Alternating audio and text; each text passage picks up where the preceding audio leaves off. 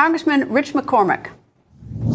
Congressman, nice to see you, sir. Good to see you. All right, the president is changing back to what it once was, the Defense Department to the War Department. Do you like that?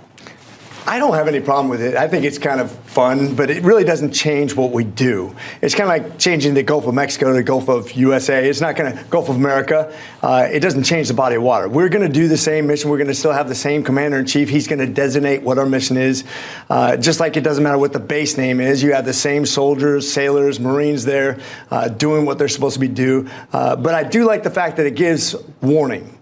That we're not just going to idly stand by. It's better than, Kamala Harris would have named it the Department of Surrender, I think, because it's not a pacifist organization.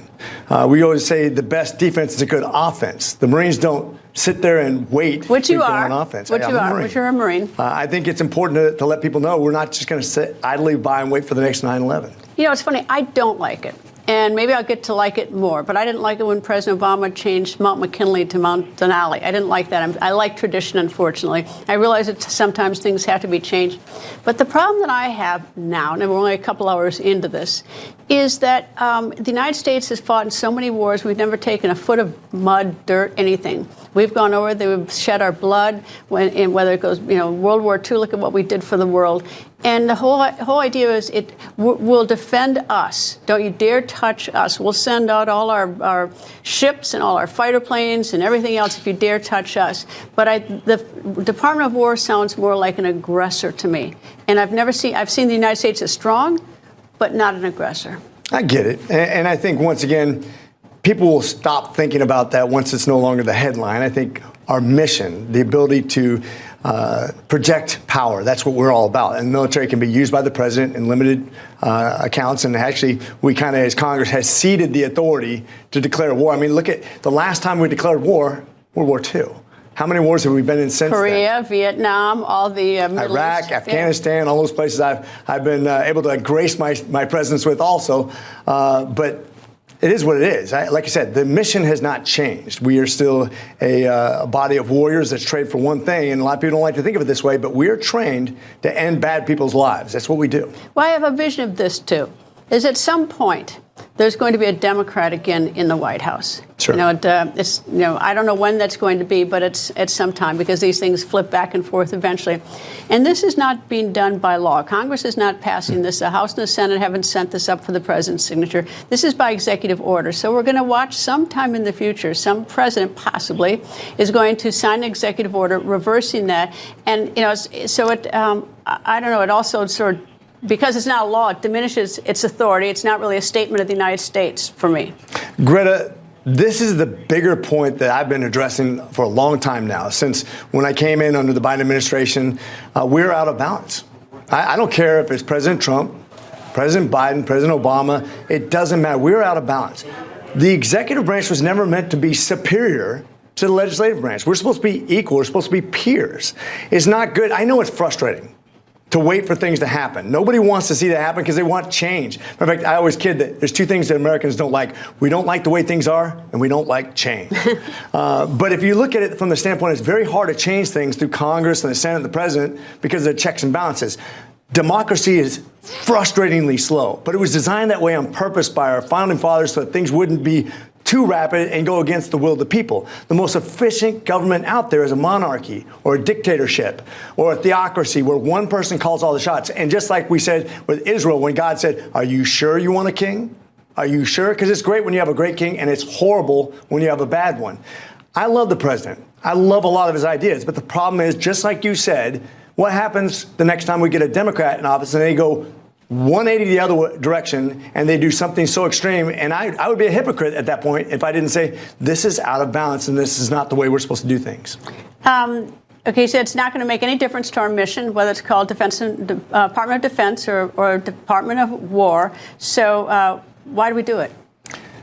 I think the president has a God-given gift of keeping the news cycle focused on what he's doing.